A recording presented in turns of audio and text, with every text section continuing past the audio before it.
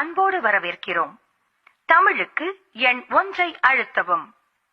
For English press 2.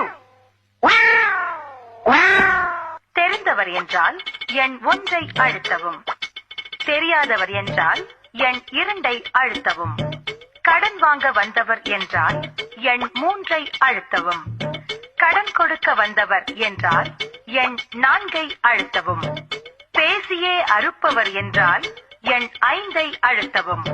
நண்பர் என்றால் எண் 6 அழுத்தவும். சொந்தக்காரர் என்றால் எண் 7 அழுத்தவும். கூட்டமாய் வந்திருந்தால் எண் 8 அழுத்தவும். பால், பேப்பர், தபால்காரர் என்றால் எண் 9 அழுத்தவும். வணக்கம்.